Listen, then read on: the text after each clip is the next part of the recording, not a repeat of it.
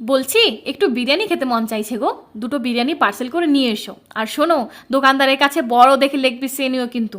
ঠিক 1 ঘন্টা পর বেল বাজে, গেট খুলতেই দেখি হাতে বেশ বড় একটা প্যাকেট ঝুলছে। ও, তুমি বিরিয়ানি এনেছো? তবে একটা পার্সেল কেন? হাজব্যান্ড বলে আমি খাবো না তো তাই। ভীষণ আনন্দে পার্সেলটা খুলে থালার ওপর সবে উল্টেছি। থালার ওপর কি দেখলাম জানো? কাঁচা দুটো লেগ পিস। কি গো বলতেই ব্যাগের মধ্যে বাসমতি চালটা আছে, বের করে বিরিয়ানিটা বানিয়ে নাও। কি, দুটো লেগ পিস দিয়ে বিরিয়ানি বানাবো? কেন, দোকানে খেলে তো একটি লেগ পিস দিয়ে 1 প্লেট বিরিয়ানি বেশ খেয়ে নাও। ধুর, কথাই বলবো না। রাগ করে অনেকক্ষণ মুখ ফুলিয়ে বসেইছিলাম, হঠাৎ দেখি কিচেনে ঢুকঢাক আওয়াজ। গিয়ে দেখি উনি বিরিয়ানি বানানোর প্রস্তুতি নিচ্ছেন।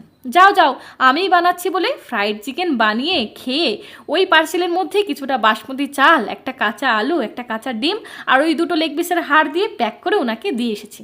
তারপর দুজন দুজনের দিকে রাগীভাবে তাকিয়ে লজ্জায় ভীষণ হাসি দিয়ে ভিডিওটি শেষ করছি।